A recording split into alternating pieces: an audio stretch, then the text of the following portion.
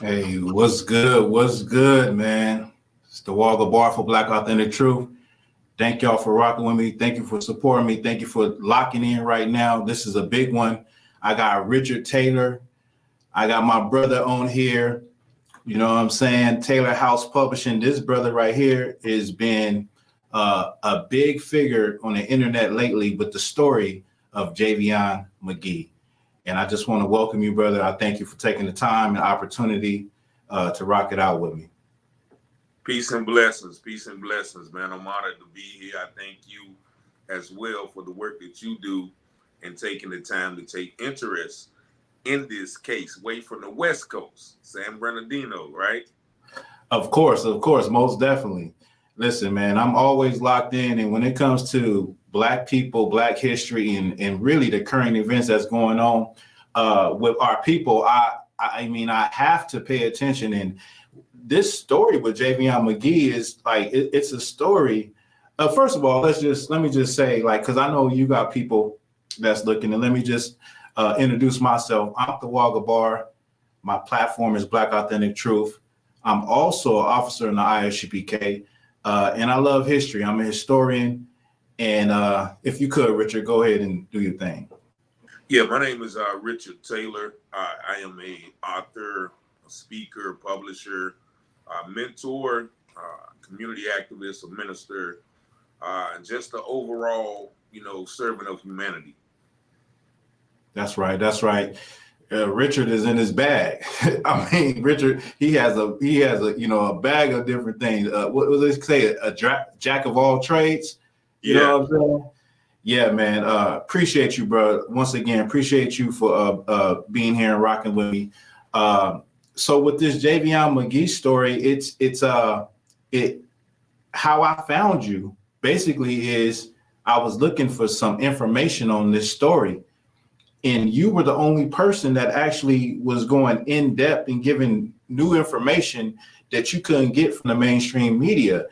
And the story from the beginning just sounded so suspicious, you know?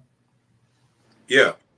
Yeah. And I actually first heard about it. I was in Virginia visiting some relatives, and someone sent me the TikTok post of Javion's cousin. And that's when I first heard about it. And then, of course, I Googled the story, and there were no stories. This was probably that Thursday or that Friday. Okay. There was no story. There was one internet story, and I think it was from one of the grassroots publications, and they gave a little rundown on it. And then probably about the next day, I think that was Friday, that's when they came out with the press conference with the sheriff, and they gave a little bit of the details. But reading through the details, I automatically knew that something wasn't right with the story, and that's what sparked my interest. Right. I seen the press conference with the was it the sheriff, the brother? Sheriff Brame, and I'm not going to say his nickname, but I'm gonna keep it, keep it light. Sheriff Curtis Brame, the Vance County Sheriff there in Henderson, North Carolina. Yeah, he sounded a little sketchy, man. He sounded he was stumbling over his words, and and the fact that the family hadn't gotten any answers at that point, it just seemed real strange. So could you walk us through the events? Like we seen the story, like out here on the West Coast, we seen the story that mass media played in the narrative that they went with. But could you walk us or run us down with the events of the story of Javion Magee, this case? All right. So, first let me say the events that we have are the narrative given to us by the people who we think are involved in the cover-up or the lack of investigation. So we have to keep that in mind as we go through the story. But the narrative is Javion left from Pennsylvania, and he left from Pennsylvania, and he got to Vanceburg County sometime early in the morning. Maybe like 9 or 10. He stopped at a truck stop in Middleburg, according to, once again, the information. He stopped at that truck stop there. He continued on into Vance County, Henderson, I'm sorry. He continued on to Henderson, where he went to the Walmart distribution center. And it was there that he dropped his load. Now, they say that he spent about 4 hours there. And after he dropped his load, he drove to the spot that eventually was his demise. And that's 285 Banco Mill Road. That is T&R's trailer and trucker repair, which is only about a half a mile from the distribution center. It is understood from there, he actually dropped his trailer from his 18-wheeler. He dropped his trailer on that lot, and he then proceeded to a Walmart distribution center. When he went to the Walmart distribution center, he brought the famed rope. Once they put that picture and the video out there, we'll get into that later. But he bought the famed rope.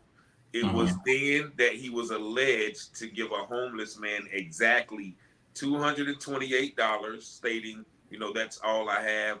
If I had more, I would give you more. It is then they said he went to the Hampton Inn. The Hampton Inn. He went, parked in the back, went and asked for a hotel room. There was no room at the inn, as they say in the Bible. Then he went to a smoke shop, and there he say he picked up some Black and Milds or something to smoke, and then he went to the lot where they claimed that he got there about 7 o'clock. and he was walking back and forth to the tree line. I don't know if you seen the video, but it was then that they said at about 7:30 he walked back to the tree line to never to be seen again. Now, as I'm telling the story, don't quote me. I know he went to the Walmart first, but I don't know if he went to the smoke shop or the Hampton Inn later. But those two are interchangeable. But those are the three places that they saying he went before he went back to the TNR's Trucking Lounge and met his final demise. Okay, and so I've seen the video that you did where you went to the actual tree line. And brother, those trees look so flimsy. I mean, like, to say that the brother did that to himself on that tree is very sketchy. What's your thoughts? Because you was actually there. So you've seen the tree, but on the video, the trees look very like small, like they couldn't support much weight. Yeah, well, that was once again the first flag, the first inconsistency of the story. Those trees were probably no more than a foot, or even a half a foot, well, a foot in diameter. And they weren't very tall. And the fact that they said that, he was sitting at the bottom of the tree. He was sitting at the bottom of the tree. The rope was reportedly wrapped around his neck 11 times. And the rope was then slung over a limb on the other tree. And so considering that there was no way, even if he was trying to suspend himself in air, those trees would have held his weight. And so that was, one of the biggest red flags in the whole story. Not to mention, there were preliminary reports that he had a broken neck and also bruises, on his body, on his facial area. Now, when it comes to, like I said again, I seen the video and I seen where you showed there were pieces of the rope kind of like leading up to where he was at. Am I correct with that? Yeah. When you're walking through the yard, there were two strands. The strands were about 10 or 15 feet apart from each other, and they were straight on a beeline heading toward the trees. Now, that leads many people to believe that Javion was somehow dragged to that location by, the perpetrators of this event. And being that, there was reports of his neck broken, that could be the case of how, his neck was broken, or it was broken beforehand. Now, that's interesting. Like, now, officially, when it comes to the autopsy, was there any, did they say anything that there was any signs of foul play? Well, initially, if you heard the press conference by Sheriff Brain, he was adamant about it not being any sounds of foul play. No sounds of foul play. If you watch that video, when they asked him, could it be a self-unalivement, he danced around the question. He filibustered for about 45 seconds. And then when they asked him, okay, could there be foul play? Oh, no. So that was a inconsistency right there, because if he couldn't establish the fact that it was a self-unalivement, how could he be so immediately sure that there weren't any foul play? So the autopsy report is funny because I just ordered the autopsy report from the examiner's office. And so, and I don't know what took me so long to do that, but I just ordered that today. So hopefully, if the autopsy is ready, I will be able to have that within the next couple of days. Now, of course, the preliminary autopsy report, I don't know the exact results of that because I haven't seen it. So that's another thing I want to get to. Now, when it comes to, well, let me just ask this.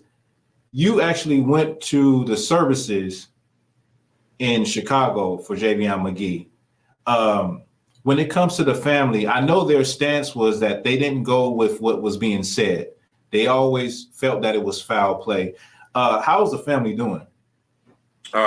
Well, you know, fairly well under the circumstances. You know, of course, I don't, you know, I'm not in their skin, but the services were very, very heart touching. A lot of people shared a lot of fond memories of Javion. Of course, you know, when the service was ending and, you know, the casket closed, of course, that's when there was an overflow of emotions from family members. But you know, the family seems to be, you know, I had a chance to meet the father and the mother, as well as some other close relatives and friends. So the family, you know, are doing as well as to be expected. Now, of course, you know, anytime something like that happens, when everybody's around you, when everybody's showing love, when everybody's sending condolences, you might feel a little better. But it's the time like now, when the service is over and everybody has to go back to their normal lives, is the time that we probably should be equally showing that amount of love. Mm-hmm. Now, you know, Javion seemed like he was full of life, you know, just from those pictures that are on the internet that I've seen. And I believe, you could correct me if I'm wrong, he was from where this happened, that he was going to also go see some relatives in Texas, if I'm correct. Yeah, and I've heard the same thing, that after, I guess he may have finished his load and he was going to drive down to Texas, or he may have went back and flew down. I'm not sure, but that is where one part of his family lived. So that is what has been said, that he was looking forward to going down and seeing some of his other relatives. So I just want to get straight to the point. When they say that we, you know, Black people or Black men, that we would do such a thing to ourselves in that way, it just doesn't make sense, brother. And I know you agree with that. Like to throw that on, you know, a person feeling that they want to take their own, unalive themselves. Common sense would say that Black people don't do that. Like the natural reaction to you is like, nah, it's some foul play. Even if it probably wasn't, it just doesn't make any sense, you know, for somebody to be so full of life and, you know, on a mission to make money and to, you know, become independent and become their own person, to just do that out of the blue. What's your thoughts on that? Yeah, and you said common sense. Common sense says that, but also statistics and studies show that anytime that a Black man would proceed to expire himself in that manner, that is very seldom that we do that in that manner. And so that is, once again, contradictory to the narrative of, you know, many other stories that we're seeing now. But as far as, you know, once again, they tried to, I think it was one person who tried to put the mental health stigma on our young brother. And contrary to that one person, all of the family members who spoke about him said that he was the ball of life. He made everybody happy. He wanted to make everybody happy. And, you know, speaking with the father, and I let him tell, you know, that there was some miscommunication between him and that family member, which that family member took his words out of context to be able to spit that narrative out there. But according to, you know, his father and, you know, everyone I spoke to, there was no depression. There was no, you know, loneliness, hopelessness, despair enough where he would do something of that nature. And let me just make a disclaimer, like if there are brothers and sisters that are out there like that, then there are avenues where you could get help and you could, you know, reach out to people. So I just want to put that out there. You know, we're not down in that or nothing like that. We're just saying in a certain circumstance, like I was saying, like to do that way, Historically, that's how it was done to our people. Historically. Now you got to think like a person that is in that mindset. I would use me for an example. I'm not depressed, by the way, and I don't feel like I'm hopeless, but I'll use me as an example. I think I would want it to be quick. I wouldn't want to do something that I'm struggling, and it's an antagonizing way to go. And as a black man, knowing how our people was done, it would just be like a absolute hell no, an absolute no. Hypothetically, but I'm just saying, for brothers and sisters out there, this doesn't make any sense. Yeah. Anytime, just like you mentioned, anytime where you hear someone expiring and a rope and a tree is involved, even if they did it to themselves, there's still going to be doubt in your mind. Going back to this, I failed to mention before it brought up this, even when he was laid at the foot of the tree, an investigator pointed this out to me. One thing he said that was, anytime that someone expires in that manner through asphyxiation, they're going to be, as you said, struggling. They're going to be fighting. They're going to be gasping for air because it is a natural reaction. From the reports of the sheriff, they said that Javion was sitting at the base of the tree. His legs were crossed over each other in a comfortable manner.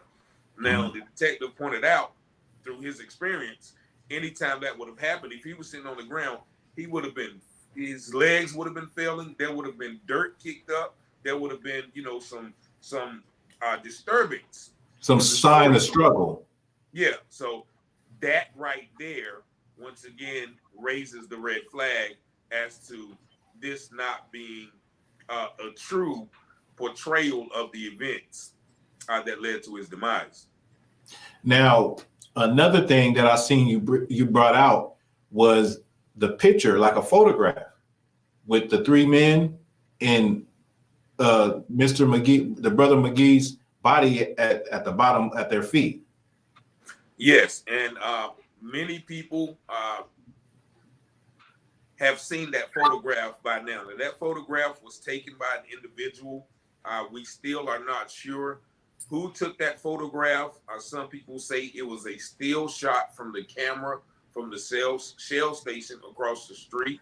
Nevertheless, that picture was posted on September the 12th, in which Javion was quote unquote found on September the 11th. Now, many people say, well, this picture was taken on the 12th, and I would dispute that, because just because it was posted on the 12th does not mean that it was taken on the 12th. And the fact that our brother could be clearly seen at the feet of three men at nighttime, clearly alludes to the fact that that picture had to be taken before he was quote unquote found at the trees, which adds another layer to the skepticism. If Javion was in the custody of three people, we initially thought it was police. It could be security. Though their clothes are similar to what the sheriffs wear, but the photo is not clear enough to distinguish any police uniform, police memorabilia of that nature. However, speaking with the father, and I hate to speak for him, but he did identify that picture as him. That is how Javion looked when they showed him the pictures at the tree. If that means the same pose that we saw in those pictures are the same pose that he had sitting at the base of that tree, which once again alludes to the fact that he may have been already expired during that time and later placed at the location in which he was quote unquote found. Man, it's so many inconsistencies, so many when it comes to this, like things that just don't add up. Did Javion have a phone? Yes, of course he did have a phone. Mm-hmm. Actually, speaking with his grandmother, which I got to call her as well, she said that she was the last person who spoke with him sometime around 6:37. Don't quote me, but yes, he did have a phone. And at last report, speaking with the family, of course, it's to my knowledge, they have yet to receive possession of his cell phone, which once Man, again this raises more flags. raises more flags. It's super sketchy. In the beginning, I probably should have asked this earlier. Initially, the family was notified, but they were not able to even receive a picture. Am I correct? Of Javion's body. Yes, because the family were, of course, his father stayed in Illinois and his mother stayed in another state. So, of course, they were not able to get there expediently, expeditiously in that manner. So, it is my knowledge that they didn't see any photos until they got there. Now, I don't know if they ever got a chance to see the particular body while they were there in Henderson, but it was shown to me that they were only given photos. And, the sheriff stated that, he was being transparent with them in that manner. Many people, said that the family was not able to see the body, but of course they didn't get there. Javion was found on the 11th, and if I'm not mistaken, they didn't arrive into Henderson until the 18th, which is almost a week later. So, and when they got there, like I said, I know they saw photos. I am not sure if they got a chance to actually see the body. Solid. Okay. When it comes to, I seen somewhere where someone was saying that there's a nightclub not too far away where Black people shouldn't go. Is that true? Is there any truth to that? Well, yeah. So how we found the nightclub, I interviewed a gentleman when my first foray into Henderson, when I was going around the town, just wondering if people knew about the situation. Right. And there were some who knew, some who, kind of vaguely knew, some who suspected foul play, some who really didn't know, and then some, who was just going off the narrative that was put there. But this one particular gentleman, I asked about the situation, and he said, well, the KKK bar, there's a KKK bar right up there. That's where the KKK bar at. That's where the KKK meet at. And I was like, oh, okay. And so, I started asking around about that particular bar, and I received another caller, an anonymous caller, who actually described the scene that everyone is seeing in the picture. He described the scene. He described the police taking Javion's phone, him inquiring to call his mother. This particular caller said that they beat him. This particular caller said also that, that one of the officers wanted to set him on fire, but the other officer stopped him. And then he once again started mentioning the bar. Like, I don't go around there, man. I don't go. That's a KKK bar, man. You don't go in there. We know you don't go over there, right? So, yeah. And because this case had garnered so much attention, people started looking into it. Residents from Henderson, residents from around the surrounding areas, people who knew about it. People just started doing research, and they found the bar, which is called TR's Lounge. Okay. TR's Lounge. Now, mind you, the place that Javion was found at is called T and R's Truck and Trailer Repair. Wow. That's what got people to looking in, okay, who owns the truck and repair shop and who owns the bar. Now, when people started pulling up pictures of the bar, they had a large Confederate flag outside of the bar, flying high, like the one on 85. Well, you don't know, but the one on 85 down here in North Carolina. They also had pictures in the bar, several Confederate flags littered around the bar, and out of all the pictures that we saw with patrons in the bar, of course, there were nobody that looked like me or you. Mm-hmm. And so people started digging into the owner of the bar, and we found the owner of the bar, Mr. Thurston, and I forget his last name, but the owner of the bar, and then we found the owner of the TNR Truck and Repair. Now, those owners on paper are different. They are different. Actually, one of the owners was the caller in the 911 call, which is a whole nother situation. But we'll get into that. But so this particular bar,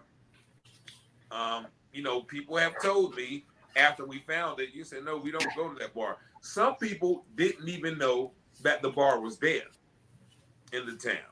And so some people know that. And then one particular individual who lived there for a long time said, yeah, well, they used to meet at this particular location, but then they shut it down. And then that's when they moved out to that particular location. Now, the location is only about a 3 or 4 minute drive from the truck and repair shop. And so that bar, that's why we say, okay, if there are people who still frequent places like that, who fly Confederate flags, and people can say it's about Southern pride all they want to, we know the spirit, the ideology behind that flag. And so, but someone has told me, since we have been doing these videos, that they actually have removed the Confederate flags. Wow. So that may be, once again, a sign of, guilt. Not in this particular case, but just guilt of, them being, them having those feelings. And having all of that attention, like that attention that this story is now getting. Because I would say that, or you probably know just as well, is that a lot of these stories will go unnoticed and unheard of without the attention and the spotlight that is being put on this particular case, Javion Magee's case. Like through your efforts, which are amazing, it has brought a bigger spotlight. Now, I'll tell you, I probably would have never heard of it. I seen the relatives TikTok, and I'm sure a lot of people, that's how they got hip to it, that TikTok video. That's how I even heard about Javion Magee in this story. But what you're saying is that, they done took the Confederate flag down. They in many cases, they're feeling the heat, because you got a microscope now on a place that normally goes under the microscope. Yeah. And another thing about, the TikTok video, was probably the reasons why anybody heard about it, because the TikTok video was released that Thursday or that Wednesday. The sheriff didn't make a statement until that Friday. Now, the Henderson Police Department made a statement earlier that day saying, look, we're aware of the situation. However, that's not our jurisdiction. It happened in the county. So they immediately passed the buck. Now, when Sheriff Brain did his press conference, he referred to the TikTok video. He said, well, he was denying that, it was any foul play. It wasn't a noose. It wasn't wrapped around his neck. He wasn't hanging. He wasn't lynched. Then he said, well, I know it's a video that's got about 1,000 hits on, TikTok or whatever. And so that leads me to believe right there that if it wasn't for that video, they would have never made a statement. Right. The video got so much traction, and like you said, you heard about it way from California. So it was at that point in time that they had to come out and acknowledge that the situation even happened. Because of that. I'm sorry. Go ahead, brother. Yeah, but that was the importance of the cousin putting it out there, people sharing it. Like I said, if the person doesn't share it with me, because I'm not on TikTok that much, but if the person doesn't share that TikTok video with me, I don't know about it. Yeah. So, and even with the sheriff press conference, I wouldn't have been watching the news in Vance County, So it was definitely an integral part of bringing exposure to this matter with the cousin sharing that TikTok video. Definitely. And when it comes to like getting exposure to certain things, this is the way that we all are communicating through the medium of social media. So in fact, I think it's more powerful than, television or anything else as far as getting the word out and going viral, so I believe that video it went super viral. But when I seen it, I don't be on TikTok either, like you said, brother. But when I seen it, I might have seen it like on YouTube or a YouTube short or something like that. But it got my attention. And once I seen it, like you said, after that, you started seeing news outlets run the basic narrative of the story.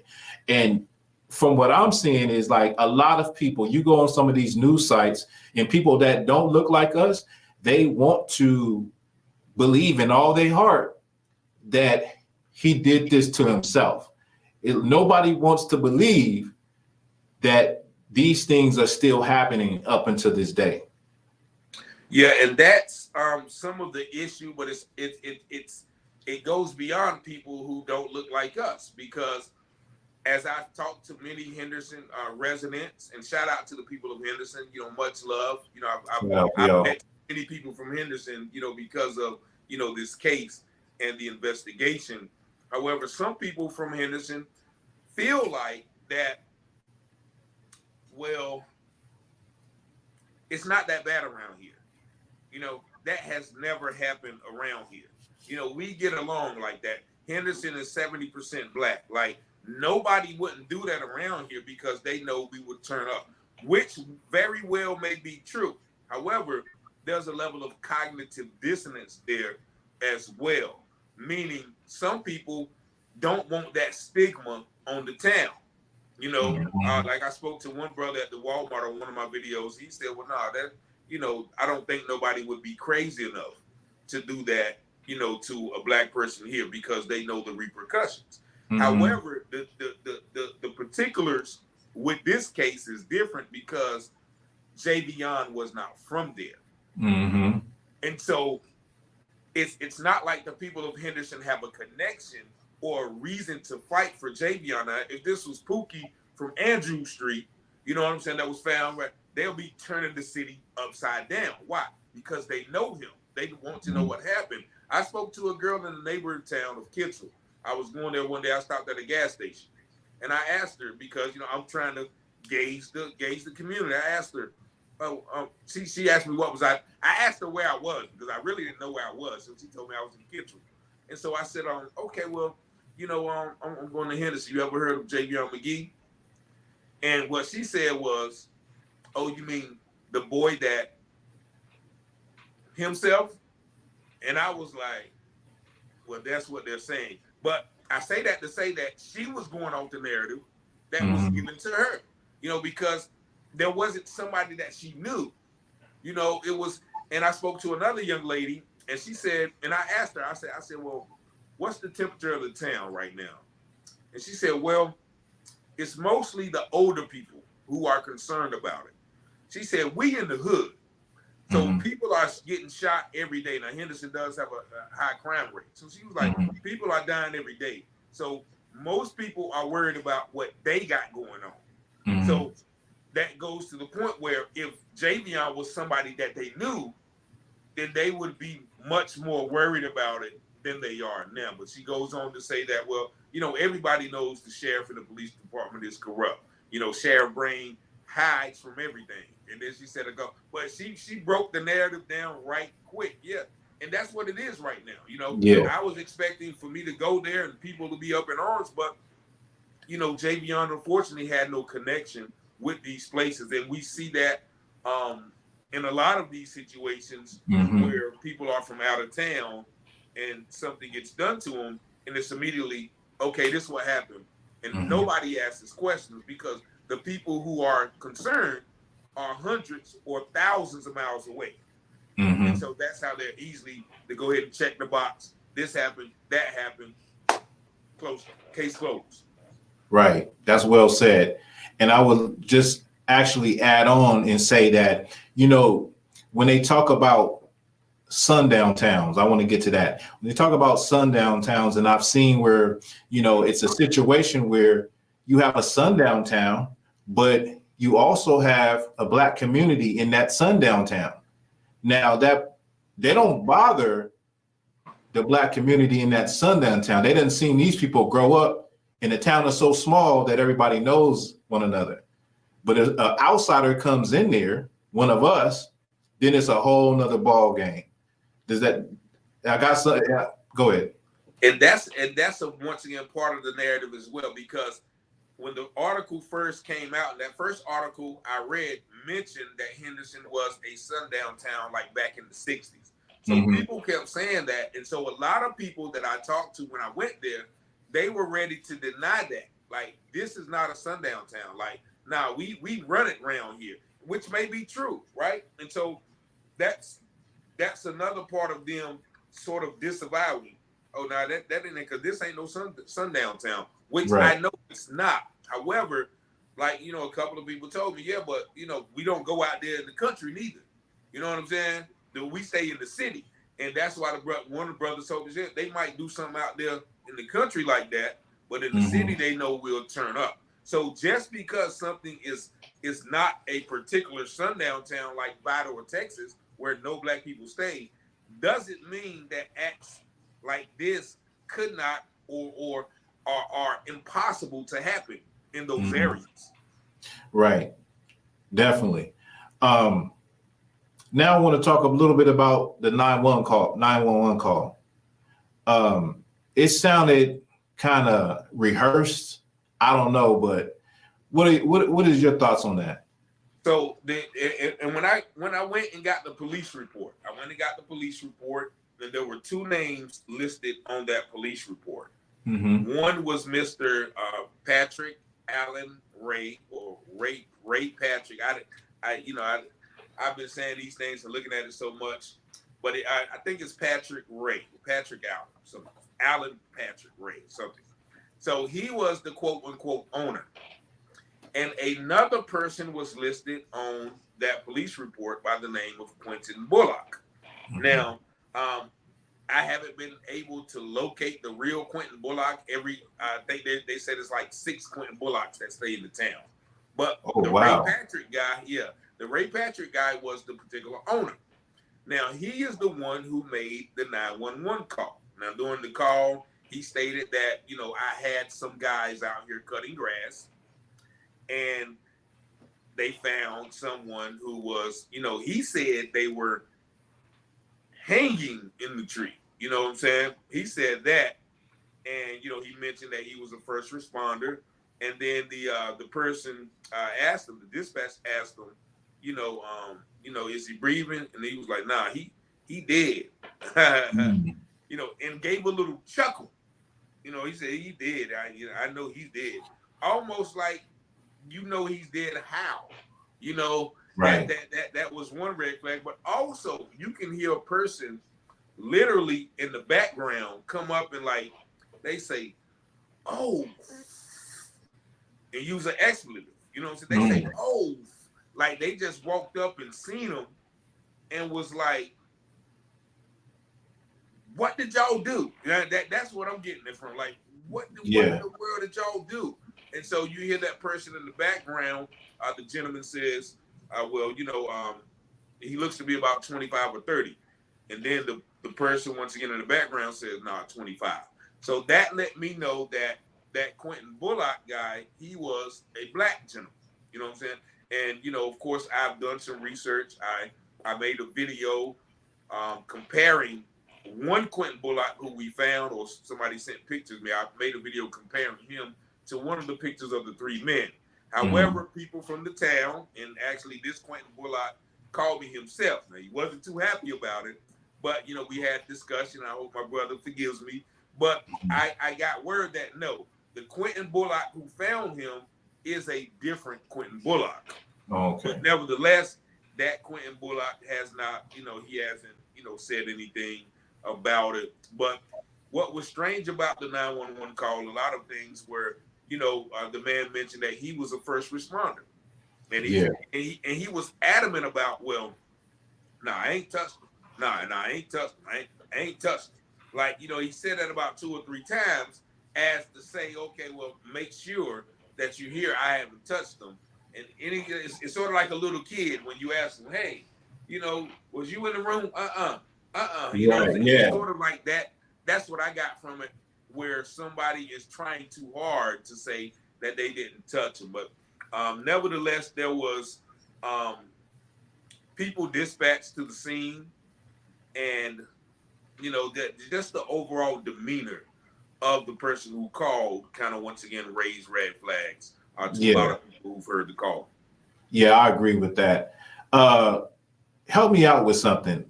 So Javion, this caller said that he was hanging. Yeah.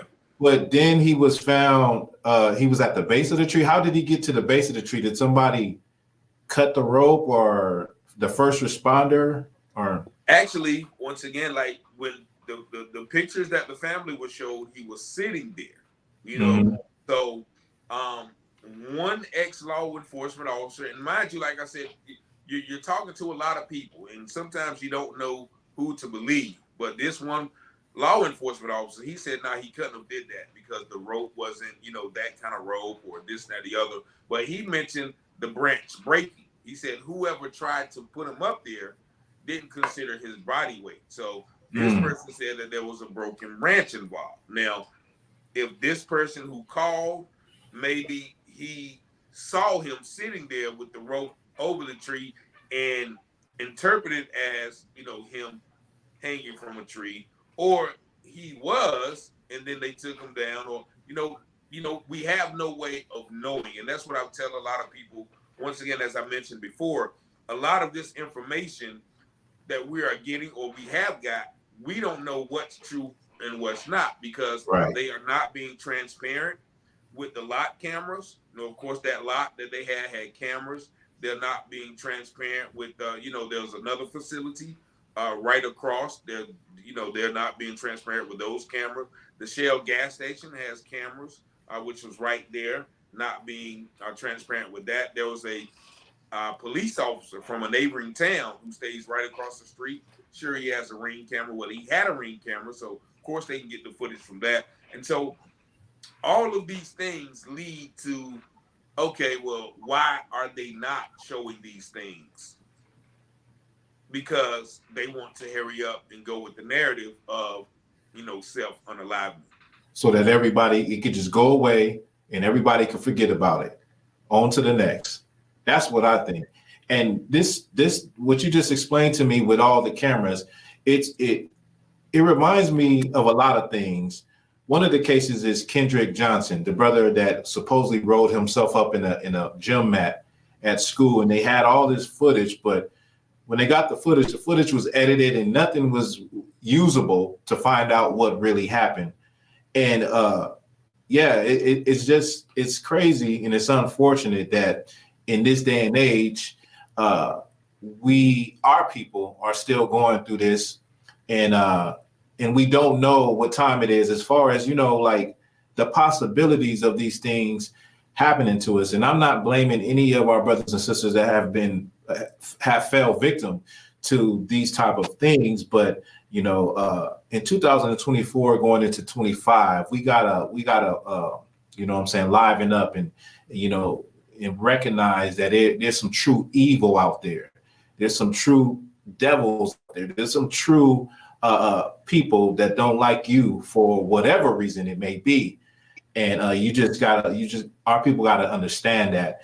Now, when it comes to this story, what I've seen since then with you is a lot of other stories have come to light. So can you tell me a little bit about that? Like, because I've seen a lot of other stories coming to light that are similar to the Javion Magee case. Yeah, so as we begin, releasing the videos, releasing some of the information that was being found in the early stages, there was like an outpouring of interest from, all around the nation. Like, I put my phone number out there, I would get calls from, I'm pretty sure, every state in America. Probably by now, I've gotten a call about them. People would watch the videos. People will point out things. People will point out these things. There were other podcasters who would, take the information and share it on their platform, and get other information. They'll do their own research. So it began to be sort of like a community effort to point out that this did not happen to Javion. Now, most recently, like I said, I was doing a live every night, and people would get on and we would be talking and having the conversation. And then people started saying, okay, well, what about this brother? Well, have you heard about this brother? Have you heard about this brother? And a lot of the brothers I would Google right there on the live, and I'm like, wow, this sounds similar to this. Wow, this sounds similar, like cases I've never heard of. And and these are cases, I shared 3 cases. These are cases that happened less than a week before Javion, a week after, a month before. And these are 3 cases that nobody's heard nothing about. And I did videos on that, and people are still saying, wow, we didn't know that. Then I started to get calls from those particular areas, shedding light on how these things happen. And the fact that they're once again going with the mental health narrative, they're going with the self-unalivement, and they're closing the cases quickly. One case, Mr. Denoris Richardson in Alabama, and I had actually knew about a couple of these cases before I did the story, but I just wanted to keep the pressure on Javion Magee, because each night there was something else that we were finding out, like the mysterious homeless man that we didn't get into, but we might revisit that. Yeah, we can get that. The case of Mr. Richardson, he had filed a lawsuit in Sheffield, Alabama, for police brutality in February. And then in September, I think it was the 25th, he goes missing, and he's found in the outskirts of Colbert County, suspended in the air on an abandoned carport in one of the towns where Black people know that they don't go, right?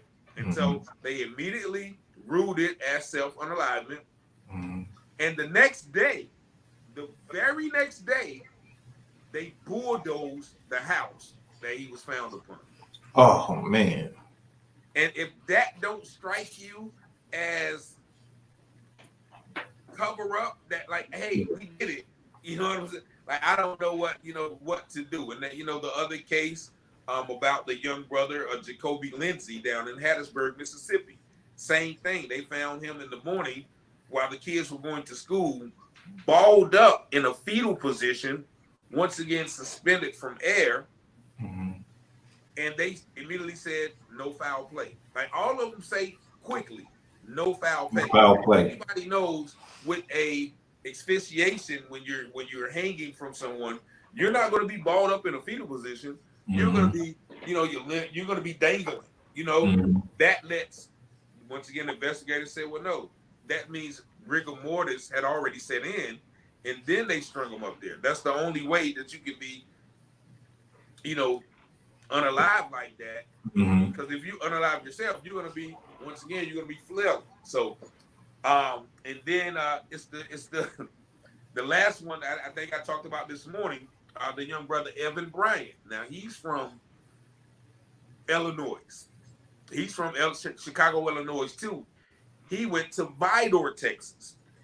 Now, Vidor, Texas has been, like, literally, I pulled up articles where they're trying to dispel the myth that there are Sundown. They're trying to recover from that fact that they're downtown. But this brother supposedly drove to Vidor.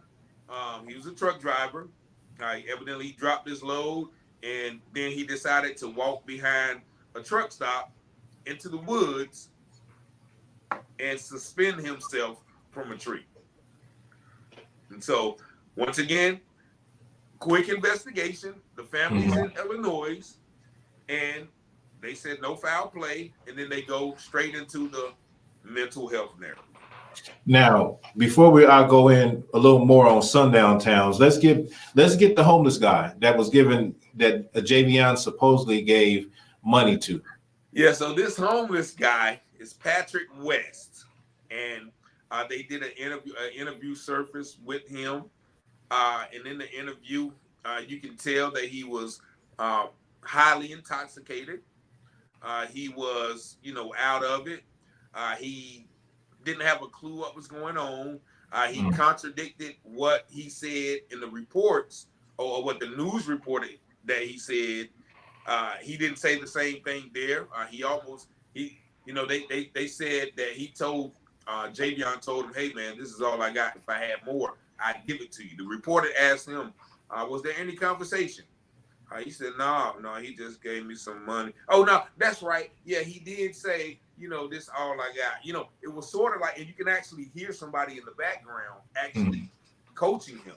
He asked him one question. He was like, what do you mean? And the guy said, what does it mean for somebody to give you the, like, I know a police voice when I hear a police voice. So, right. And so then we had to look into this guy. Now, this guy, we pulled up his criminal record. And this guy had over 30 charges in Vance County. Every time he went to court, it was dismissed by the DA. The most recent one was a common law robbery, dismissed by the DA. The only time that he served some time was for some charges that he had in the neighboring county of Wake County. And I think they gave him 90 days for a few charges. And he was recently released in June or July, only 2 months before, he's quote unquote met Javion.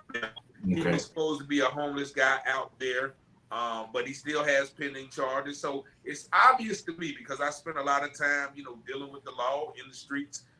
The police use people like him as informants, as snitches, or as flunkies. So evidently, looking at his criminal record and the fact that he has never been convicted of anything, he either has some rich people in the town. Somebody told me that he wasn't homeless, he just chose to be out there, which means he probably some rich, kid who just out and everybody knows him. His family probably got money, so he never goes to jail. But he also can, go get Patrick to come say he did this and that. So I had somebody who saw him the other day, and they called me, but I was on another call, so I didn't get a chance to interview him. But hopefully we'll be able to interview him in the future and kind of catch him up in his story. Yeah, and it's easy to use people like that. And I'm gonna add that he probably also grew up with some of those people on the police force. That's probably a possibility too.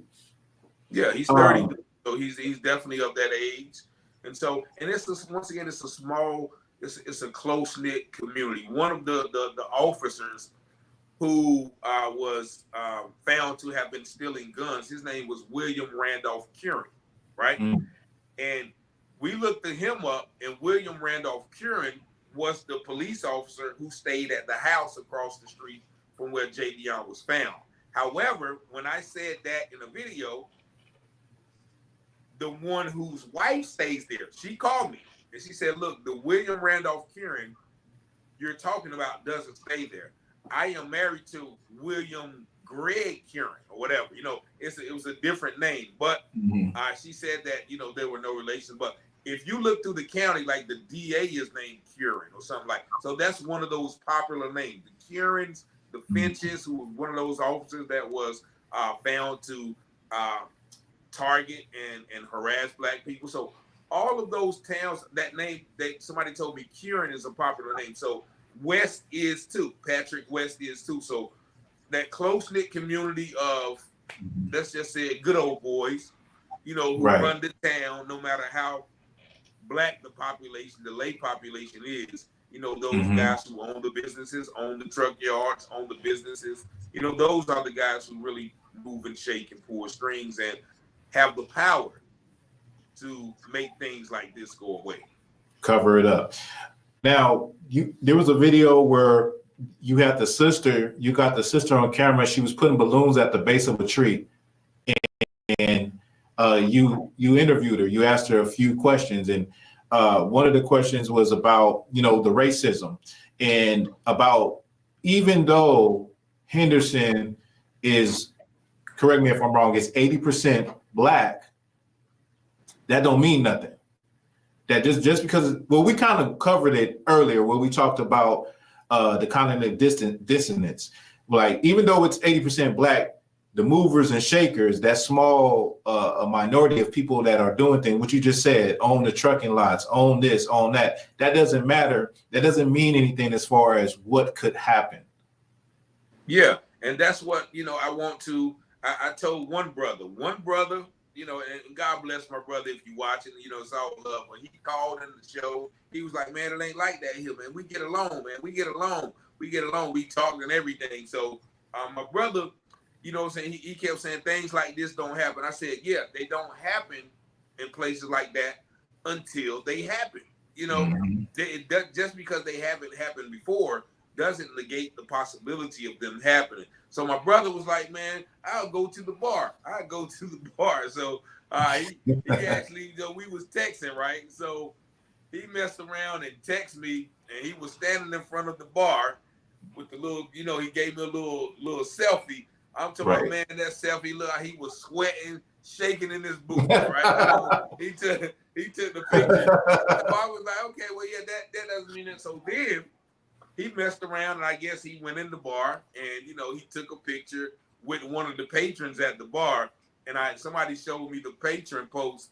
For those of you guys who said, we don't like Black people, here's my new friend I met, such and such and such. So it's things like that, because like I said, on the surface every day, yeah, they can get along. But when someone comes, or when people get in their feelings, or when somebody gets in an argument with somebody and they feel that you have overstepped your place, that's what some people said, about the Black people there. Well, yeah, but they know how to stay in their place. Now, I didn't say that. That's what somebody else said. Not saying that's true, but that's how it is a lot of times. Once you start getting, I had a lady call. She said she's been staying in Henderson, and they said the neighborhood that she moved in, they told her that, don't no Black people supposed to live here. And she said that she had been harassed. I actually played it on one of the shows. I think I might have seen that. Huh?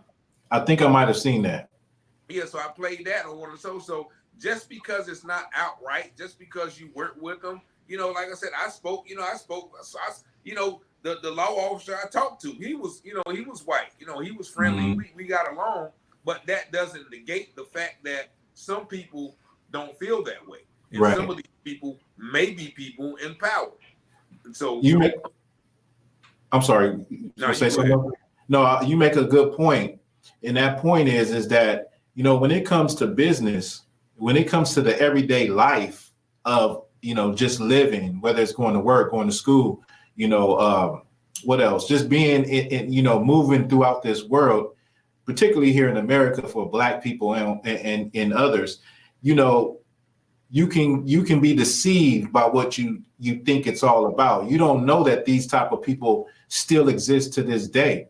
Now, you may have them that do good things for Black folks, or have Black friends and all of that. But at the end of the day, that doesn't negate that you could be somewhere where people feel that you have overstepped your boundaries, or people feel that you do not belong there. That is definitely a reality also.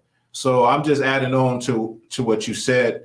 Also, what the sister said, which, being me being a Hebrew Israelite, she said she went to the church and asked for help, and they said, we don't help your kind. I mean, of all places where you think you could get some help, they said, we don't help your kind. Yeah, and it's funny because that sister has reached out to me. She was supposed to come on the show, but that's her experience, right? So somebody else might have a different experience with that church, right? So, but she mentioned another incident that she had, that she actually had to call the police, and she said that the police, when she informed them of the matter that she was going through, the police laughed in her face and failed to render her or to protect and serve her. And, just told her to go on and, I can't stop him from doing this, that, and the other. And then, she said she made a complaint. The police chief from last time we talked didn't meet with her. And so it's things like that, that lets me know, okay, well, we can live together, but when it comes to you making a complaint or me protecting you, like I would protect someone of mine, then well, you got to handle that yourself.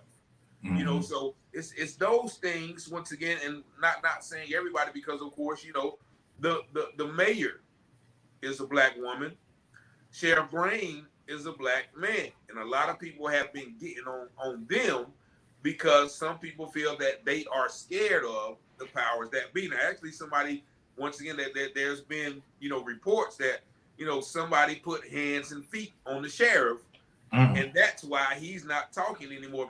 Mind you, the first press conference they did was September the 18th. If you look up any more articles on major news work like WRAL or whatever, NCT, there are no more articles. He has not said nothing, and to my understanding, he said that he wouldn't be saying anything else about it. And I had a chance once again to call up there, and we had a conversation about it. And he stuttered and stuck to his guns. Like, nothing.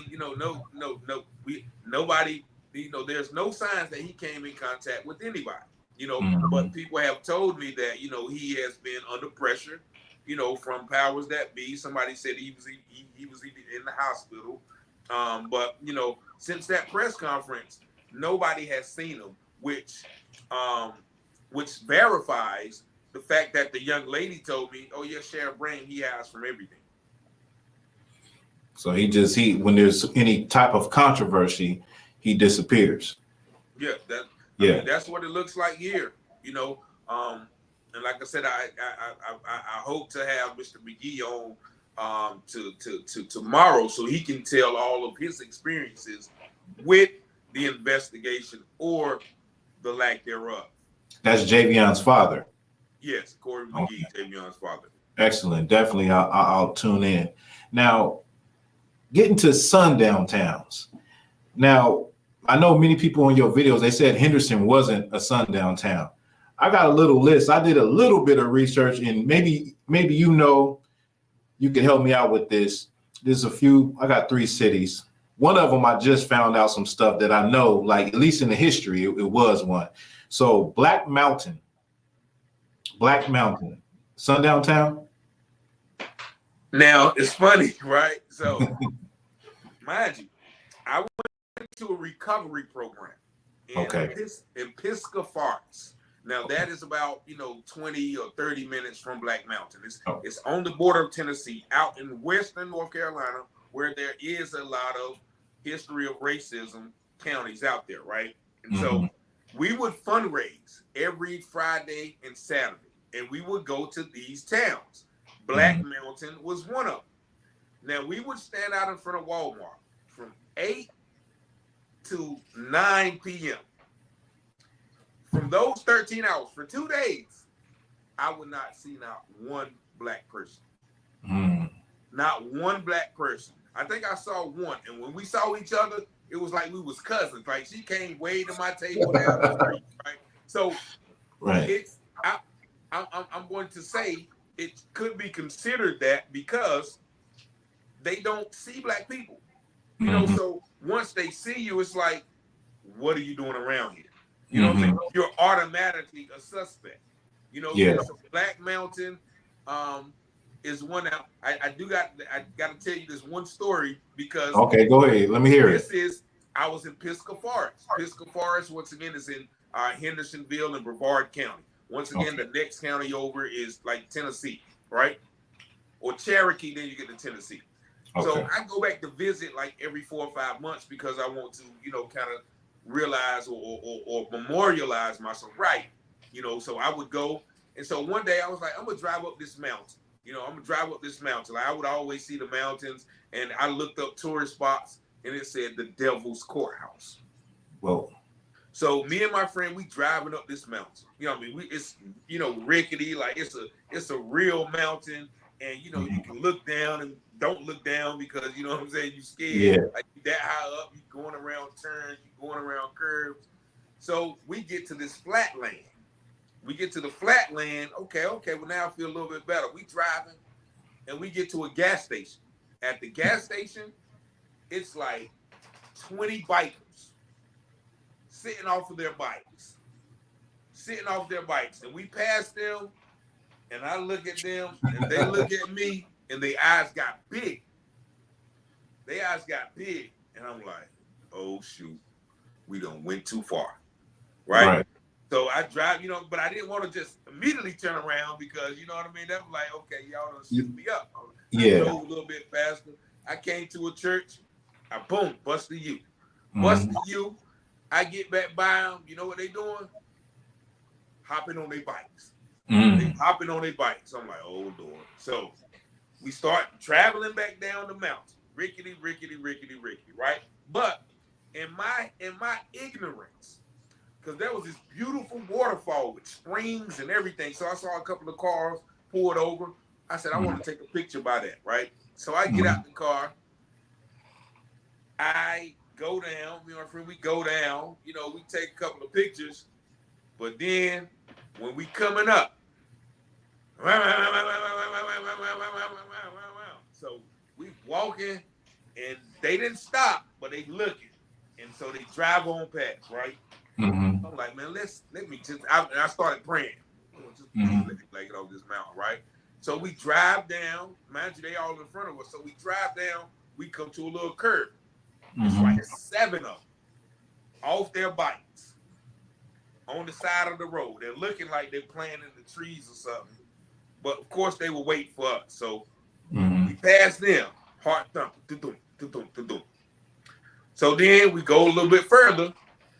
Another group of them standing in the middle of a curve. We got to go around them, right?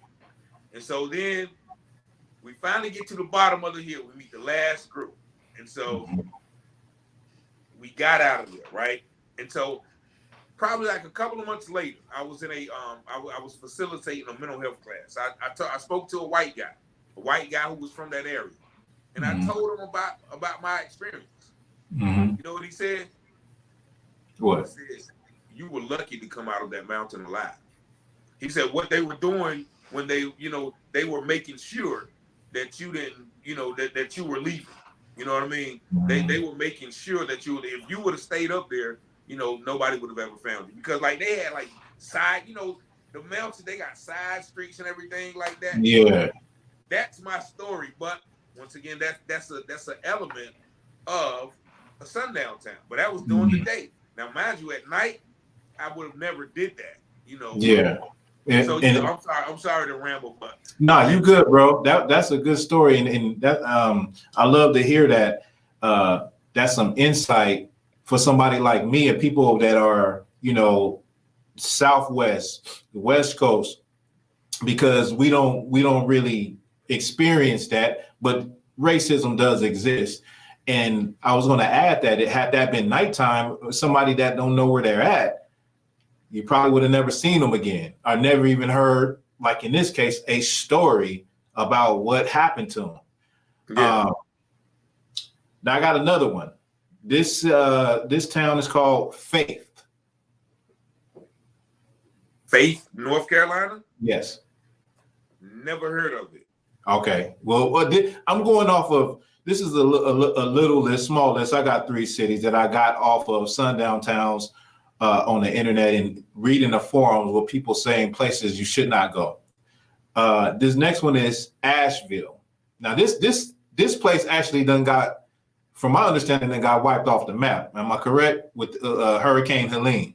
Yeah. So Asheville was about 20 minutes from Pisgah Forest. Now I spent a lot of time in Asheville when I was in the recovery program. Okay. And we would go to Asheville. Once again, it's predominantly white, but you would see some brothers and sisters out there.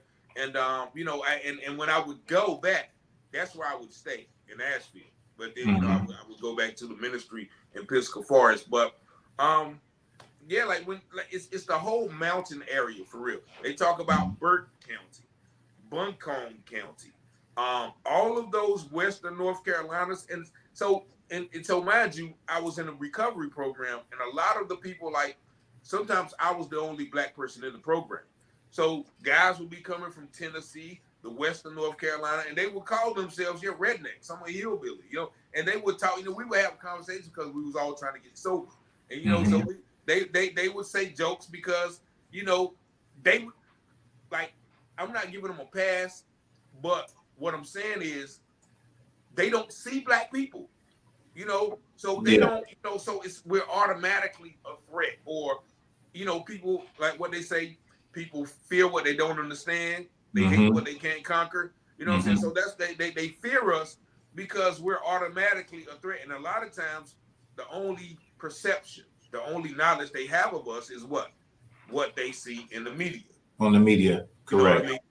But yeah, so a lot of those, but like they wasn't saying, yeah, I'm a hillbilly, all right. They would say the little, the little hillbilly jokes or whatever. But I was like, okay, you know what I mean? Like, and like I always tell people, I don't have no problem with you being that way. Long as you don't touch me, long as you let me live my life. I'll sit down and let you hate and let you wave your flags and let you, say all types of stuff. All right, but long as you're not disturbing my life, liberty, and pursuit of happiness. You can wave your flag, you can do your dance, you can wear your sheets all you want to, but keep it over there. That's my perception with it. Yeah.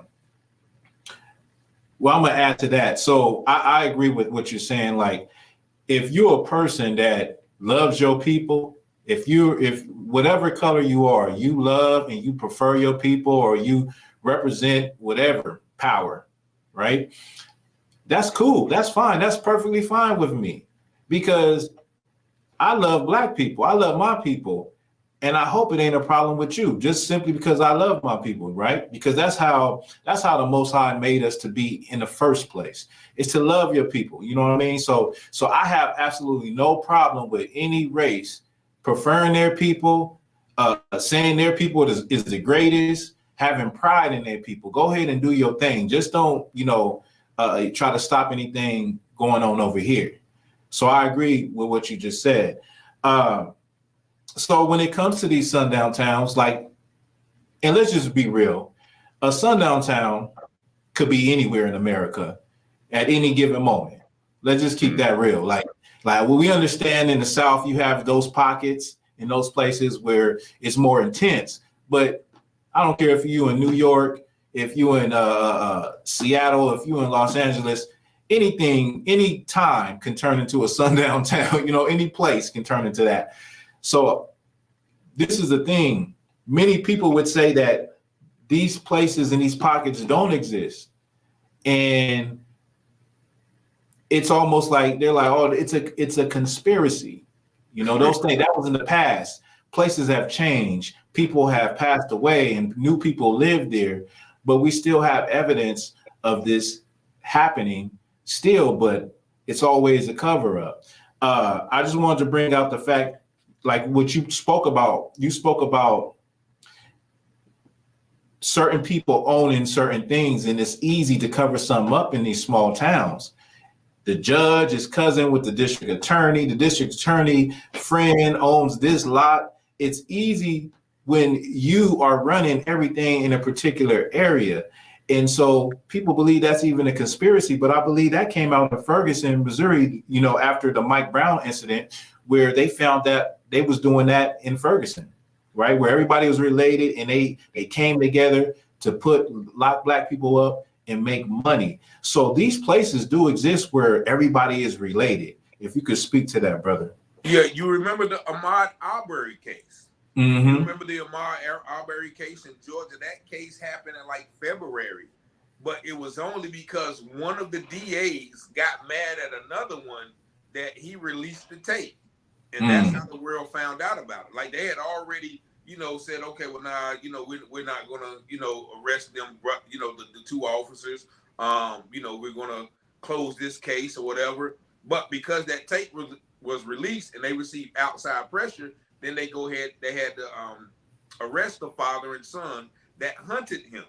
Mm-hmm. That hunted him. But that was a small town, legal, judicial, law enforcement circle that was able to keep that on the wraps, and would have been kept on the wraps if they wouldn't have begin infighting with each other. And so that's another example of that. And once again, I stay in Goldsboro, North Carolina, Wayne County, and I'm sitting here trying to get some people arrested for killing one of our young black brothers from a neighboring town, and the DA saying that they're not going to prosecute because of this, that, and the other. So I receive there are certain people who get in trouble in this little town because their father is a prominent businessman. One gentleman I did a story on, he was driving drunk.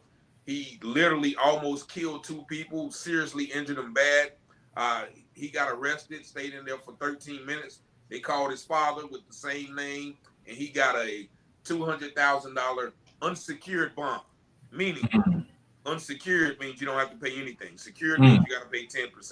So, and that guy's probably going to go home with a slap on the wrist. But these people are still suffering from their injuries and things of that nature. And it's so much that goes on right here that I've experienced that I can do a whole show about that, on a whole nother day. But I'm not speaking. And see, that's the problem, because some people don't experience this, or some people haven't had battles with the judicial system. So they could say, what?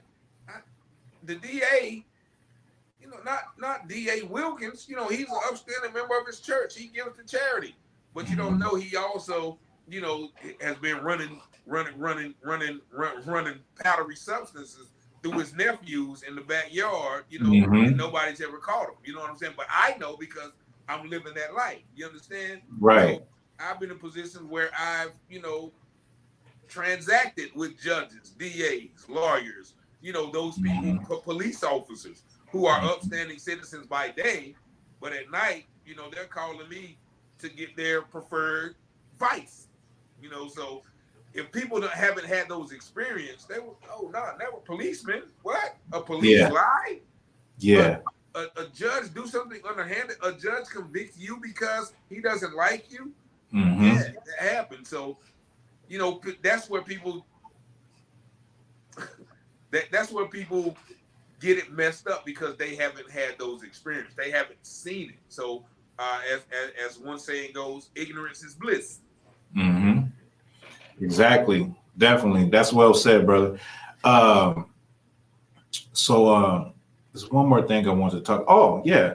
So what I pay attention to, what I've been paying attention to since I had started my platform years ago, was the enormous amount of Black women missing. Now I'm starting to see a lot more. It's Black women, it's Black children, black young men, just an enormous amount of Black people coming up missing without a trace. A lot of times people are found, but I always felt, and I don't want to, be a conspiracy theorist, but I always felt like there was like some operation going on, because it just seems like it's just too many people without a trace to be found. What's your thoughts on that? Well, they say anytime that, the people, or, the government, or, the people in power want to do something, they'll put it in a movie first. So you had the movie Get Out, right? Get Out was about the young Black man who was dating a white girl, and he went to their house, and they were auctioning him off, right, to get his organs to keep their relatives alive. Then you had the movie They Cloned Tyrone, which was sort of the same type of deal. So there's been, evidence. I used to listen to the late great Baba Dick Gregory, and he used to talk about a lot of those things too, organ harvesting, the X trafficking, the S word trafficking, all of those things, are being, I guess, perpetrated. Like I said, now that's something that I haven't really investigated. So, I can't say for sure. I haven't found a bunch of people in a white van, right, behind the Dollar General, being like taken out in chains. Yeah. I haven't seen that, or I haven't, walked in to a doctor's office and seen, them operating or them suctioning out the heart and lungs of somebody. So, but enough people are saying that, and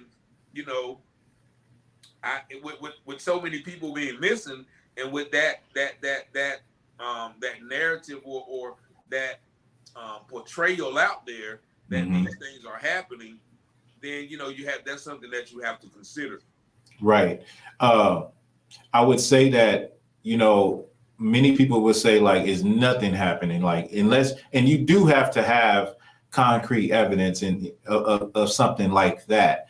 But I believe this was years ago when they said 100,000 Black women are missing without a trace. And that was just probably over 10 years ago. Like, like I said earlier, I'm not a conspiracy theorist, but at one point in time, it was a conspiracy theory that the United States government put drugs in the Black community. And then the story came out that it was actually real. So like you said, like we got to just, you just keep your eyes open for things like that. And it affects us as Black people. You don't never want to see somebody making a post saying, hey, have you seen my daughter? Have you seen my mom? Have you seen my son? But I'm starting to see it more and more and more. And also this topic of Javion Magee, what can people learn? Like, how do we get the word out? Well, I guess we get the word out by what we're doing right now, but people like you, how can we get the word out more and more for Black people to understand that these type of things are still happening in this modern age? Well, once again, we have to, first of all, do the research. Because without the individuals, and shout out to everyone who watches my platform, I appreciate you. Without those individuals, getting that information to me, I wouldn't know. Keeping the information to the forefront, share them on Facebook, social media, Facebook, TikTok, and things like that, because it gets draining, all the time looking at that stuff and tag on and another one and another one and another one and another one. However, if we are not aware of these things happening, then we wouldn't take the proactive measures to avoid the situations or to protect ourselves by various means, whether that's by, arms or by avoiding those situations or using wisdom to, travel in groups, whatever the case is. But we have to continue to get these things out. That's why, I spent, probably like 3 or 4 weeks straight, just Javion. And, now because of the other information, I'm like, well, no, people need to hear about these too. Because people don't, it's not an isolated incident. And it highlights it more because this happened this way, and it's the same narrative. Quick investigation, no foul play, self-unalignment. Quick investigation, no foul play, self-unalignment. Quick investigation, no foul play, self-unalignment. So if we continue to allow those things to occur, then there's going to be more and more cases. So what I'm advising everybody to do, in Javion's case, is actually reach out to the FBI. Now, of course, a lot of people are saying, well, of course, the FBI, they're infiltrated with those groups too. But however, somebody gave me the name of a lady. Her name is Kristen Clark, and she works in the Civil Rights Division of the FBI, and she's been handling cases as such. So if you are interested in, bringing light to any situation, go to the FBI online. They'll give you some tabs. You can either do, I did both. I did civil rights and corruption. It's like 5 tabs you can do, and you leave your tip about whatever particular situation. If you're concerned about Javion, please do that, or leave several tips about all of these situations that you are hearing. So that is my method now, because I think that, just from our conversation, I think we have, and I probably didn't hit on everything with that, you know, the inconsistencies of that case. But I think with that conversation, people can see that there probably is something that needs to be investigated with that. So now I'm turning my focus to how to get this thing investigated. You know, how to get the outside entities to come in and look at that. So that's excellent. Excellent. Now, I should have asked this question earlier, but I just want to know, in this particular case, or maybe it was other cases, what sparked your interest in the Javion Magee case, or have you always had this interest in this curiosity, this journalist investigative approach to things? Yeah, so you know, when I was younger, I used to always read books. Like I'm like yourself, I'm a historian. One of the first books that changed my life was the autobiography of Malcolm X. And he spoke about his childhood, which, you know, consisted of Klansmen coming to his house, unaliving his father, him being shuffled around, his mother being mistreated by, you know, whites, even him in his adult years, you know, having to, you know, experience racism. But also, once again, I speak with my father. My father's Pastor Prophet Roger Taylor. He's 71 now. And so I always, you know, when that sparked my curiosity, I used to ask him about what was he growing up like in the 60s. You know, he was, you know, a teenager in the 60s. And he used to mention places where in this little town that they couldn't cross part of certain town. You know, so that always burnt the fire in me, you know, because, you know, once again, I was always someone who read, who wanted knowledge, who wanted to figure out why things were the way they were. And so when I started getting older, and one of the, you know, and I started, you know, began reading books like Exhuming of a Nation, and They Came Before Columbus, and, you know, The Miseducation of the Negro.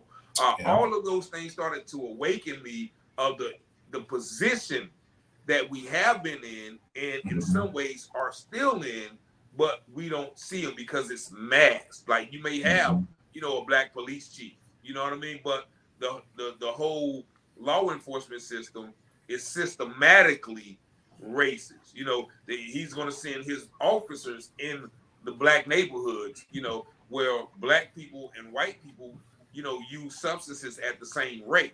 But if you stop 10 black people and 5 of them, I mean, say five black people have substances and 5 white people have substances. But if you stop 8 black people, you're guaranteed to get at least 3 with the substances. But if you only stop 2 white people, you only have an 80% or 20% chance of, you know, finding somebody with something. So those are the things that just started to perplex me. But, you know, with the unalivements, of course, the Trayvon in 2012, the Mike Brown, you know, and you started seeing these things. So then you started looking into everything.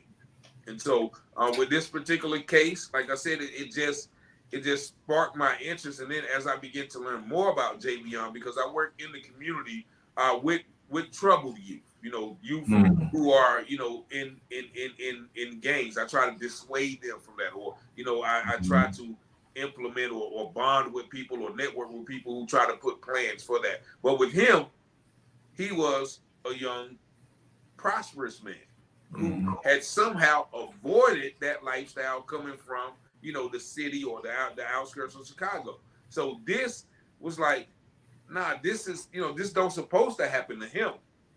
You know, this supposed to, you know, or don't supposed to happen to anybody, first of all. But, you know, that was one thing that, you know, and just seeing, you know, just seeing the way they were framing it.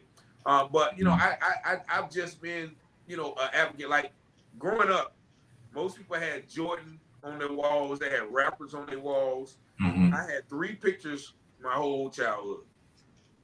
That was Malcolm X, Martin Luther King, and Jesse Jackson. Before, you know, he kind of fell off, but you know what I'm saying. But yeah, so I've always, you know, had passion to, you know, kind of speak up, defend, champion, you know, our race in that regard. Excellent, excellent. Well said.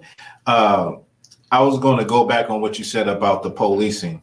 That my outlook on policing is this. Policing started from the paddy rollers. It started from slave catching, and it was always a culture in it. And that same culture was to protect, rich people stuff and brutalize minorities or black people. And so to me, when you have a culture like that, it doesn't matter what race you are. That's why we have black officers that abuse their authority against black people, because when you put on that uniform, it's like you take on that culture. It's either you take on the culture or you be silent or you just get pushed up out of there. But because you always would wonder, why is it that it seems like our people go harder on us than the other officers? It's because it doesn't really matter what race it is. When you put on that uniform, you take on the culture of that particular department. Yeah, and for them, for black officers, they have to be harder because they don't want their other counterparts to feel that they are being lenient or like they are being favorable. But they won't extend the same harshness to their counterparts people or their counterparts because they know they won't stand for it. But once again, the late great Dick Gregory said, why come you don't see black officers shooting white children? Right? He said, is it because they're more moral? They're more upstanding? He said, no. He said, the reason you don't see that because they know white folks won't tolerate it. They won't tolerate it, but we tolerate it. But going back to what you said about the culture, the history of the police, my last book that I wrote, Blue Lights in My Rearview, it focuses on that, the history of police in America. And it started, like you said, I started the book, just like you said, with the slave catchers. The slave catchers, the police morphed into police from the slave catchers because blacks were property. They defended property. They didn't defend people. So then, as some lady, so eloquently put it today, they traded in their sheets for badges, for gavels, for for law books, for medicine books. So but yeah, it's the culture. The history of police has always been to target, the black race, and that goes back to what Nixon said in the 60s. A Nixon representative says, look, we knew that substances weren't the biggest problem in America. We knew that, and we knew that blacks didn't use substances more than other people. But by associating blacks with substances and criminality, then we can justify going into their communities and locking them up. But in the last part, I said we knew about the substances, but that was deployed. So we have to be careful when we create that narrative. Just like you said, the CIA, 10 or 15 years later, once again, was instrumental into flooding these neighborhoods, make the money, lock them up, free labor, and we get the money back so we can, enrich ourselves. And not to mention the private prison. So now, it's an extra incentive for people to make money off of the cheap labor. Man, you said a lot, and let me just add on to what you said, and I'm paraphrasing. I believe the publicist or the assistant also said that the war on drugs really wasn't a war on drugs; it was a war on black people. You read the same book. You read the same stuff. Okay. Yeah. Right. So let me just give you a little bit of how I got here. So now I'm from the West Coast. So of course I grew up in a black and brown community, and at school, my classroom will probably have about 2, maybe 3 Caucasian people in the class. So I didn't know anything about racism. I didn't know nothing about racism, but I had 2 excellent black teachers. One was my fourth grade teacher. Another was my fifth grade teacher. My fourth grade teacher was a black man named Mr. Pierre, right? He brought to school for us to watch Eyes on the Prize. Now, Eyes on the Prize is a documentary on the whole civil rights movement. It's like really real and really raw. So it starts with Rosa Parks. It goes into MLK. It goes into Emmett Till, the whole case of Emmett Till, even the graphic picture of Emmett Till. Well, my teacher showed us that. We seen it all, right? And after that, I looked at my classmates like I really actually knew what racism and prejudice was. That was my education on racism and prejudice. The following year, I had a teacher named Miss Butler. She took me and about three other students that performed well in class to a movie night. You know, she went and took us to go see Malcolm X.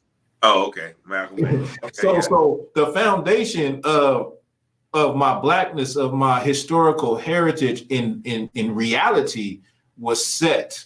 You know what I mean? And so I thank those teachers. But that's where, you know, I always had a knack and I always had a care for what was it like back in history with my people. What did my people go through? You know, and so that's what got me to this point. That's why I'm even here. That's what got me here. So yeah. So let me add on to, because I forgot a couple of my teachers. Dorothy Hardy, sixth grade. She pulled me to the side. You are a black man, you know, because okay. So I went to an integrated school. Okay. Right? In the 90s, right? In the 90s, I went to an integrated school. Segregated. I went to a segregated school in the 90s. I'm sorry. Meaning, they separate us by, we had something called academically gifted, right? I don't know if y'all had that, you know, academically gifted. Yeah. So, but in my school, it was like maybe me and like two other black people that were classified as that, you know, early on. So it would be me and like, you know, 25 white students in class. So all through my years, I used to hate it because I couldn't be in the class with, you know, my peers because I was quote unquote smart. So I had to go in with the nerds and stuff, right? But it was then that I started seeing how I was treated different. You know, I could raise my hand, you know, teacher look right over me. You know what I'm saying? I keep my hand up. And then I start blurting out the answers. I'll get in trouble. You know, somebody else blurt out the answers. You know, and I started seeing that. So that caused me to sort of start acting out. And that's when the teacher pulled me aside, like, they know who you are. That's right. You know, so that's, you know, I started getting those lessons, you know, early, but they didn't kind of manifest until I started, you know, kind of reading outside of the school. And so I just had to add that because you mentioned the teacher. Shout out to Miss Hardy and Cox. You know, they were strong black women who knew the history, you know, and knew what I would be facing early on because of, you know, I guess, you know, my academic talents or, you know, whatever the case may be. And so, like we talked briefly before we got on live, and you know, I open up and let you know, I'm a Hebrew Israelite. I'm in the ISUPK. I believe Black people are God's chosen people. We're the real Jews. And we got into, just the things that we can agree on. And you said something, I can't remember how you said it, but it's something that I live by when dealing with my people, networking with my people and meeting my people, is that we don't have to agree on what we believe in or ideology, but there are things that we can agree on. And what happened with Javion Magee, we can all agree that it was some crap, some BS. So there are issues that we all can agree on and come together and just put away everything else and just focus on that. Yeah, and that's that's what I try to do. I don't talk politics. I don't talk religion, and I see why, because if I'm not an emotional person, so I can basically have a conversation with you and differ from you, but a lot of people can't do that, and then it's like, okay, we enemies, but I thought we were just working on this after school program, what I'm saying? Like, we got off track, but this is what we want. We both want the same thing. We just, have different ideologies about how to get there. And so those ideologies that they have to be out the window. Okay, let's see how we can put our common goal together. So that's what I want, a lot of people who are interested in making change to focus on our commonalities rather than, our differences. And once we do that, we're unstoppable, because Unstoppable. I hate to say it like this, because a lot of people, who have those traditions ingrained in you, we're Black before anything else. We're Black before our political beliefs. We're Black before our occupations. We're Black, even in some regards towards our religion. If you look at it like that, you know what I'm saying. If you don't, if you don't look at yourself as a nation, So, but that's I love our people, man. I love our people because we're just so diverse. We're so powerful. We're so powerful in, our minds, our bodies, our spirits, our emotions, that, sometimes those little minuscule differences can usurp the power from us and allow us to be done like this without any retribution. Well, that's well said. That's well said. And I agree with you, man. I love my people. We are a resilient, powerful people. We done been through so much, man. And when you learn the history of your people, you have to not be in your right mind, not to have compassion on the things that our ancestors have went through and still go through, and the things that you see in the world and the way that things are happening today. And when you see stories like Javion Magee, it hurts you. And it also infuriates you, and it also makes you more determined, to make sure everybody knows what time it is. And like we can't let this happen anymore. We need to know what's going on in the world. We need to know that this type of evil still exists. These type of devilish acts are still happening to our people, And what I want to also say is, all superheroes don't wear capes. They do exactly what you're doing, brother. And I salute you for what you're doing. Had it not been for you, I would have not known anything. I'll be sitting in the dark, like I know a lot of people are, looking for the next news outlet to bring an update on what happened to this young brother, Javion Magee. So, Richard, I salute you. I appreciate you for rocking with me. You know what I mean? I hope we can do something again. I know anytime, my brother. Be a lot busier, Nah, anytime, my brother, man. I'm honored, like I said, to be on, your platform, to connect with you, to just, bond and fellowship with you. You know what I'm saying? As my brother who's, definitely on the right path. We definitely have some common ideology. We read the same books, so we had some of the same experiences, man. So this is what it's all about, man. We have to do this more. We have to, as brothers, we have to find that common ground, because they pit us against each other as well in a lot of different instances, and have us once again fighting each other when we should be fighting with each other. So I'm honored to go into battle with you, my brother. And anytime, that you need me, I'm here. You got my info.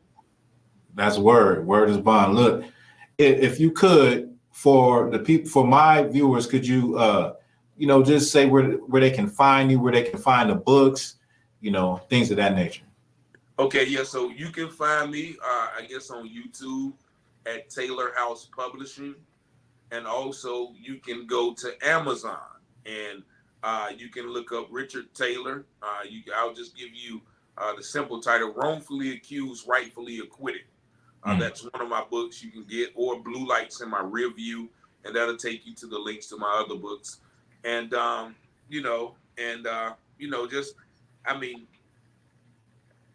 I'm transparent. 919-587-7782. If you want to call me direct, ask me some questions, or get with me. you can do the same. But I definitely thank you for giving me a platform, and as well, you share your information, with my audience so they can know who you are, how to get in touch with you, and what you got going on. Okay, I'm Thawah Gabar. My platform is Black Authentic Truth. I talk about historical events, past, present, and in the future. Okay, I'm also a Hebrew Israelite. I teach. You can find me on online on Hollywood Israelites, Wednesday night, 7 p.m. Pacific time. That's okay. It. Give me. So you said the ISUPK. Correct. Right. So what does that stand for? It stands for Israelite School of Universal Practical Knowledge. Israelite School of Universal Practical Knowledge. Now, what does that entail? Like, what does that school entail? What is a basic, I guess, synopsis? No sweat. So we teach Blacks, Hispanics, and Native Indians their true identity according to the Bible and according to history. That it's a fact that we are God's chosen people. We are, in fact, the real ethnic biblical Jews that came from West Africa. Okay, the school started in 1969. This truth and this understanding of the Bible came from slaves. It actually came from the South. Brothers did research in the 60s, found out who were the tribes, where would they be in the last days on this side of the earth, and the rest is history. I'm sure many people that follow you have seen Hebrew Israelites. I'm in the ISUPK. It is the home of the truth. It's where all of this truth started from. Of course, you have many brothers that, went their different ways and started their own camps or schools or whatever. But this is the home of the truth. This is where this knowledge of Jesus Christ is Black was first taught on the streets of Harlem, New York. This is where the knowledge that we are God's chosen people were first taught in the streets of America. So that's pretty much a basis of it. We have a prison program. We feed brothers and sisters in the streets, food and clothing program, free counseling, all of the good stuff that could build up our people and help our people get out of tough and rough situations. Most importantly, having an identity in knowing who they are. Man, that's awesome, man. That's awesome. That's awesome. And I do have a lot of, Israelite brothers and sisters, who come in and chime in. So shout out to all my brothers and sisters, and shout out to the brothers and sisters. Yeah, I don't know, if they're particularly with your school, but they're definitely, about the knowledge. Let's say that. Right. Shout out to everybody that's been rocking with us this evening. Shout out to everyone. You know what I'm saying? At the end of the day, we all a family. You know what I'm saying? And a common bond is oppression. One of the things that bond us together tonight is oppression, unfair treatment by a force or a government. And so, shout out to everybody that's rocking with us. Definitely, man. I appreciate it. It. I thank you for allowing me up here again, my brother. Oh yeah, man. So we got to do it again. I'll hit you on the back end. Yes, sir. I'll be looking forward to whatever you need me. Like I said, I'm there. All right, brother. Peace. Right, I'm gonna stay on. So I'm gonna stay on. So you gonna drop or? Yeah. But I got you. All right. Appreciate you. All right, brother. All right.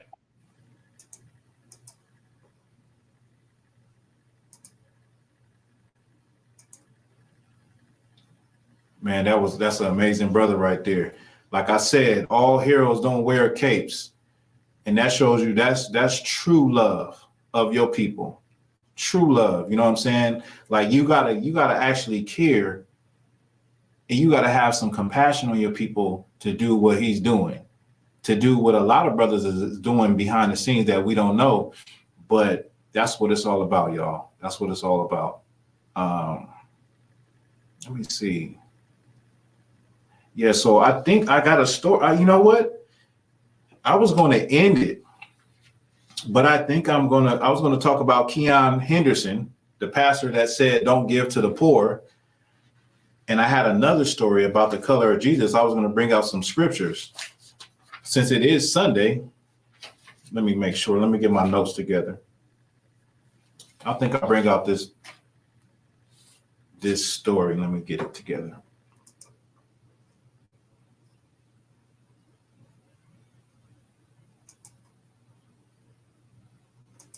Just love Black Jesus because I am sure that he was Black. I mean, the descriptions there, even though my motivation for the Book of Clarence wasn't to depict Jesus as any particular color. I do believe that whatever your race, whatever your hue. And let me just say, this is James Samuel. This is the director of the Book of Clarence. Now, many people don't know what the Book of Clarence is because it didn't. I don't think it got good promotion, or for whatever reason. We probably know what the reason is. Most likely is that they didn't want to promote it. They didn't want it to be seen like that. But it depicts Black people in ancient Jerusalem like the correct way. And I'm saying the correct way. I actually like the Book of Clarence. A lot of people didn't like it because it deals with a lot of like satire, and it's not really serious at times. And but overall, the aesthetics and everything, I really like the Book of Clarence, and just the visuals of Black people in ancient Jerusalem. And so they're talking about the color of Christ, the color of Jesus. Okay. You should be able to see Jesus at least once in your own reflection, right? Because really, what color was Jesus? Well, Jesus was the color of Jesus. Because he wasn't blonde hair and blue eyes. But he wasn't. That's exactly. We know he was not from Sweden. Like, what color was Jesus? Jesus was the color of Jesus, but he was not from Sweden. He did not look like Max von Sydow. He did not look like Bjorn Borg, right? That was not I mean, skin the color of burnt brass and. But you do an interesting conversation about. So the thing is that many people say, well, it doesn't matter. Like he was kind of glossing over it, kind of saying, well, if you believe in Jesus, he's the color, whatever color you want him to be, in so many words. So many people feel like it doesn't matter. It absolutely doesn't matter. It's in your heart. Jesus is a spirit and all of that. I'm gonna get some scripture, and then I'm gonna show you some pictures, and then we'll get up out of here. So let me pull this up.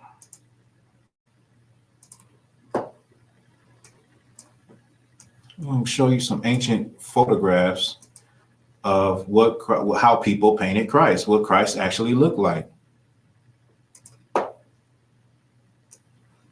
And then we'll get a few precepts.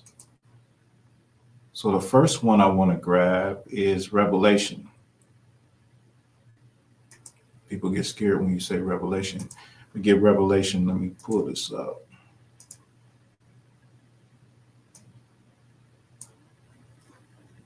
Share the screen. Let's share.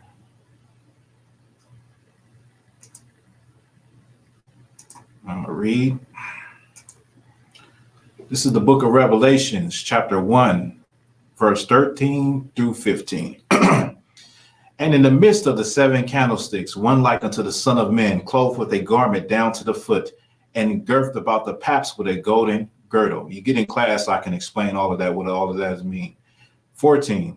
His head and his hairs were white like wool, as white as snow, and his eyes were a flame of fire. So it says his head and his hairs were white like wool. It's giving you the color and the texture. It was white and it was woolly. Okay. Verse 15. And his feet like unto fine brass, as if they burnt in a furnace. All right. His feet like unto fine brass, as if they burnt in a furnace. This is John the Revelator on his knees in prison. He's had a vision, and in this vision, he's seen a man. And what he could see was he's on his knees. So what he can see is his feet. And he described his feet as like unto fine brass, as if they burn in a furnace. So brass is a derivative of brown. I'm sure everybody can agree. You take a penny out of your pocket, that's kind of the color of brass. And it says as if they burnt in a furnace. Now put the penny in a furnace, put the brass bar in a furnace. What's going to happen to that brass bar? It's going to get very dark, meaning This is the image of Christ. This is the description. And I got more. Let me pull up something else. Now that's the description, that Christ was a dark-skinned man. He wasn't just a black man. He was a dark-skinned man. So let me pull one more up. Now this is Daniel, the book of Daniel, chapter 10, 5-6.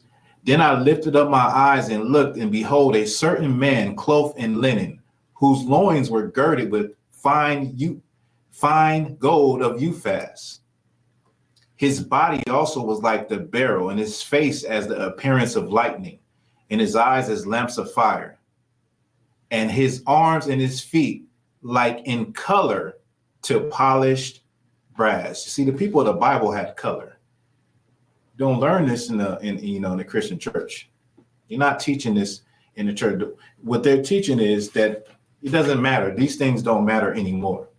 But it does matter because Christ had a nationality. He had an identity. He was from the tribe of Judah. He was from one tribe out of the 12 tribes. And he was like, if you believe he was a real man, you got to understand that he had an identity. He had a nationality. And the people in the Bible were called Hebrew Israelites. And they had color. I'll read it one more time. And his arms and his feet like in color to polish brass. Once again, brass is a derivative of brown. Now let me pull this one up. This is the last one I'm going to do as far as the precepts, and then I'm going to get a picture to go with this so you can understand. Right? This is the Song of Solomon, chapter 1, verse 5. I am black, but comely, O ye daughters of Jerusalem, as the tents of Kedar, as the curtains of Solomon. Now it's clear it's saying I am black and comely, but people say that that means something else. But what are as the tents of Kedar? Well, let's find out what the tents of Kedar are, or what they look like. Let me pull that up for you.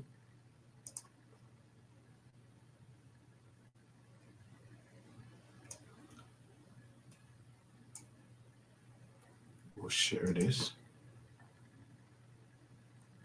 These are the tents of Kedar. The tents of Kedar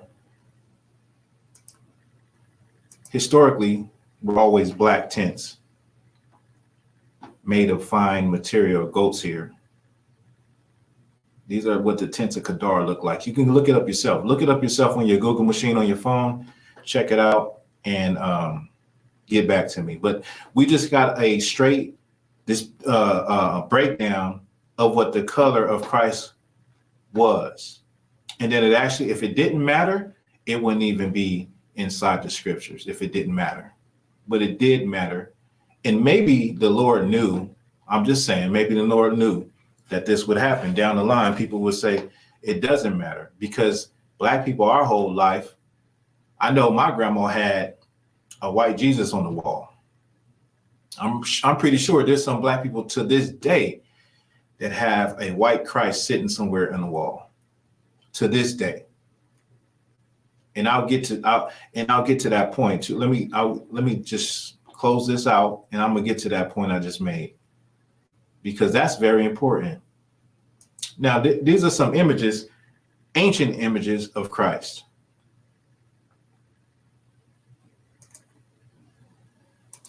Now, what I was going to say is because some of our people still have a God that doesn't look like them, I want that to just marinate for a minute. Now, when you look in the world, everybody has a God that looks like them, except for black people in America. We have a God that was given to us. We have a religion that was given to us on a plantation. I'm not saying the Bible, I'm saying the religion that's based on the Bible. It was given to us, a way to look at it. And that religion is the reason why we feel like it doesn't matter what color God is or Christ was. And so you have real images right here of the color of Christ. Let me pull up the other one.